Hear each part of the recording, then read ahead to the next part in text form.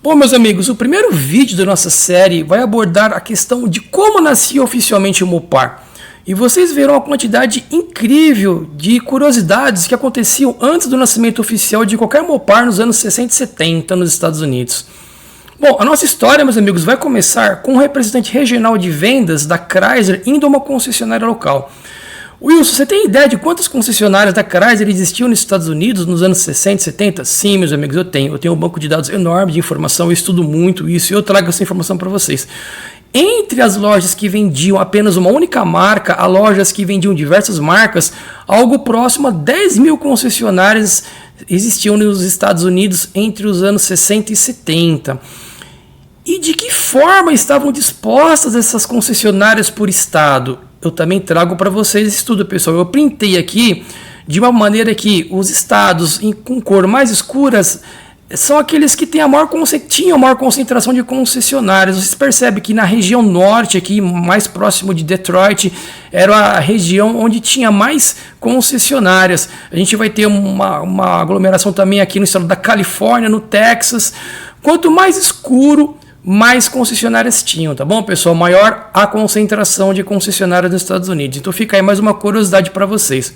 Bom, aqui é o nosso primeiro estágio do nascimento do nosso Mopar, a Dealer Order Form. Então, o representante regional de vendas ia até uma concessionária local e ele entregava ao gerente dessa concessionária alguns envelopes, meus amigos, com vários talões. Aqui a foto desses envelopes e aqui a foto dos talões. Cada um desses talões, meus amigos, tinha 50 folhas. Essas folhas se chamavam Dealer Order Form, ou Sale Order.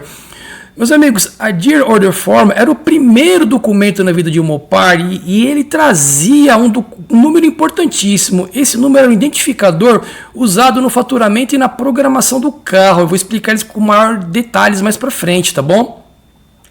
Bom, o segundo estágio é o nosso processo de venda.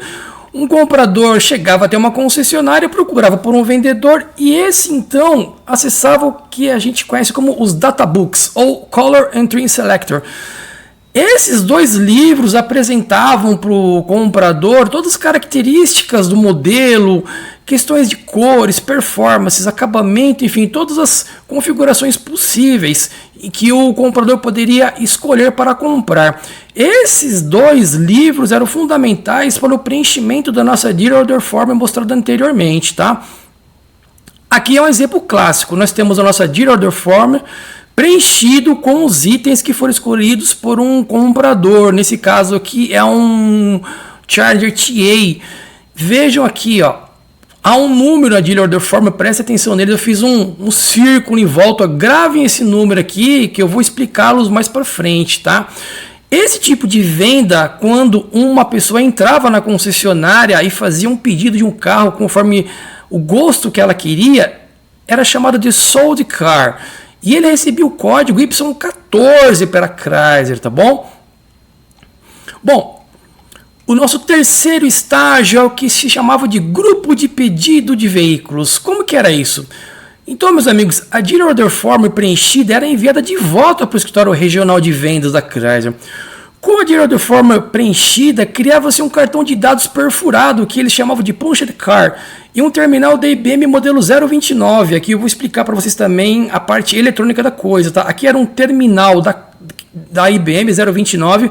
Vejam aqui que a funcionária está segurando com uma reguinha em cima de uma folha e ela é digitando os dados da Dealer Order Form nesse teclado.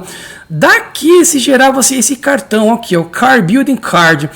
Esse cartão, então, meus amigos, era encaminhado para o escritório corporativo da Chrysler, que ficava localizado em Highland Park, em Detroit, para aprovação. Quando o cartão chegava lá, ele ficava em espera no que eles chamavam de grupo de pedido de veículos, tá? Aqui é o nosso escritório corporativo da Chrysler, que ficava em Highland Park. Aqui eu estou trazendo uma foto da fachada para vocês, tá?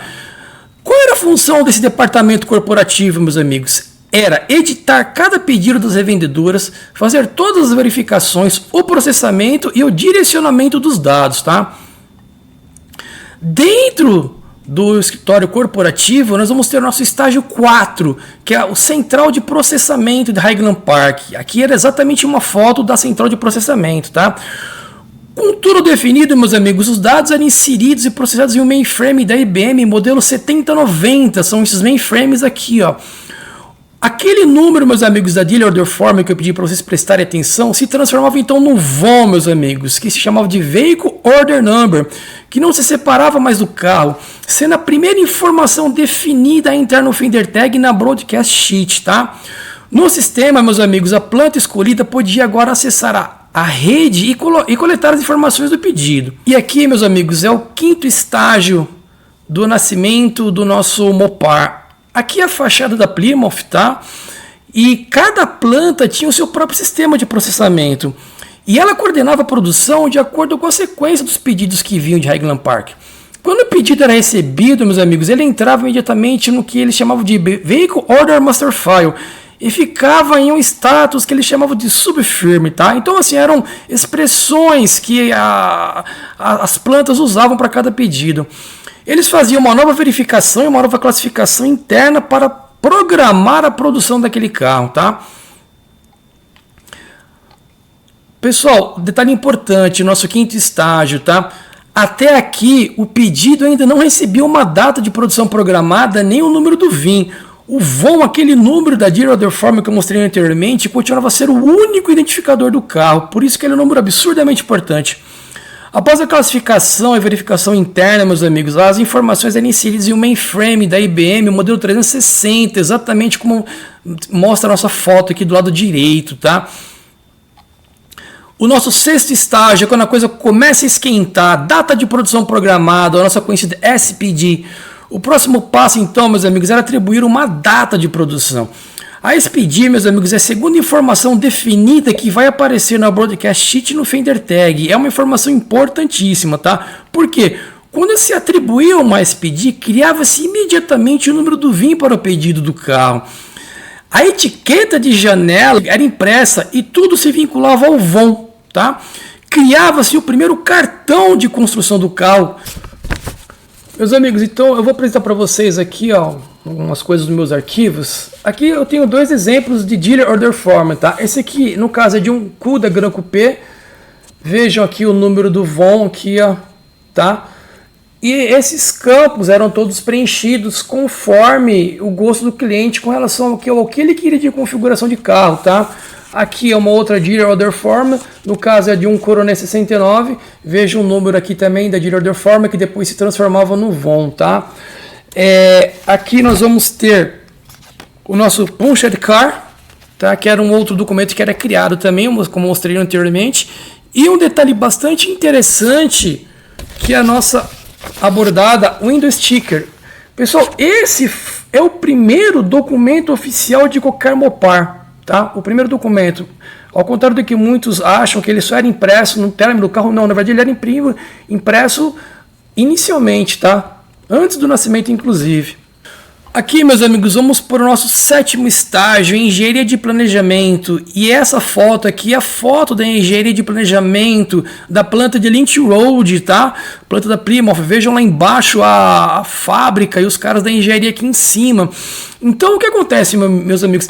Era só após o cartão de construção do carro que eu mostrei para vocês e depois de uma série de condições serem satisfeitas que a Broadcast Sheet, que era o documento que trazia todas as informações da composição do pedido, era processado por um funcionário da engenharia de planejamento. Vejam aqui várias Broadcast Sheets aqui nas pastas dos engenheiros aqui, ó. O que vai acontecer no nosso oitavo estágio, Broadcast Sheet Sequence Number? Aqui vão acontecer coisas muito importantes. Por quê? Com o Broadcast Sheet, meus amigos, surgiam o que era chamado de Sequence Number.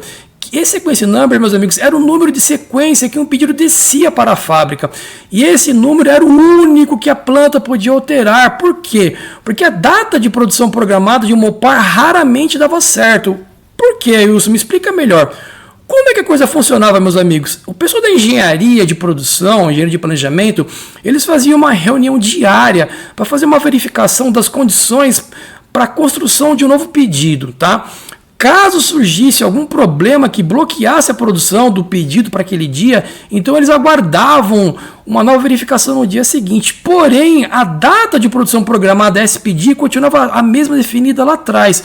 Então, considerem a data de produção programada SPD, que é o que vai no Fender Tag, como uma data administrativa. Ela não é uma data real. Honestamente, não é possível saber quando o Mopar realmente foi construído, tá? E aqui uma foto com um zoom que eu dei aqui para vocês entenderem um pouco mais do broadcast sheet. Aqui nós temos sequence number, tá vendo? Um número que a planta pode mudar conforme a necessidade. Depois, em seguida, do nosso SPD, nesse caso aqui, dia 17 de setembro. O nosso VOM aqui, ó, olha ele aqui, ó, que legal, que vem lá da Dealer Order Form. E na sequência, o nosso VIN, tá? Aqui a gente vai para o setor do Metal Shop, tá? Que era o primeiro setor de construção de Mopar, setor de carrocerias. Então, o que acontece, meus amigos? Estando tudo satisfeito, todas as condições foram satisfeitas, o setor de carrocerias, que se chamava Metal Shop, inseria o cartão de construção do carro, aquele que eu mostrei anteriormente para vocês, e um leitor de cartão que ficava no setor deles.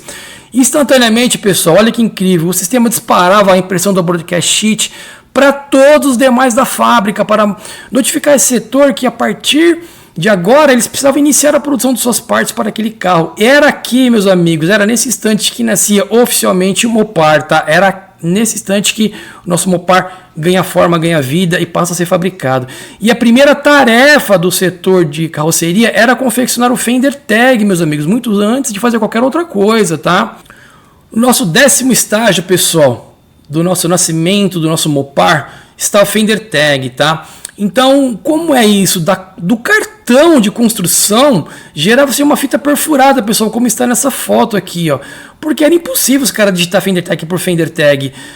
Os caras construíam um carro por minuto, na verdade. Então, eles inseriam essa fita perfurada nesses dois roletes aqui, ó, de uma máquina chamada Graphotype. Essa máquina da foto aqui, ó, ela era responsável pela construção do Fender Tag, tá? A chapa era inserida aqui e com a leitura desse cartão perfurado, a máquina transportava as informações do cartão de construção por Fender Tag. Vejam aqui que interessante, ó, a gente vai ter a nossa SPD, nesse caso aqui B15, tá? Nós vamos ter o nosso VIN e o nosso VOM. Então, as três primeiras informações administrativas são as primeiras a entrar no Fender Tag, tá? Detalhe, pessoal, a gente pode considerar o Fender Tag como uma espécie de broadcast sheet do setor de carrocerias. Por quê?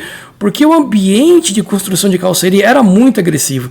Era impossível o papel sobreviver. O Fender Tag era uma forma bem segura das informações de características do Mopar serem passados para o setor, tá bom? Se você chegou até aqui, então, vamos para o nosso segundo vídeo. Só clicar no link acima aí.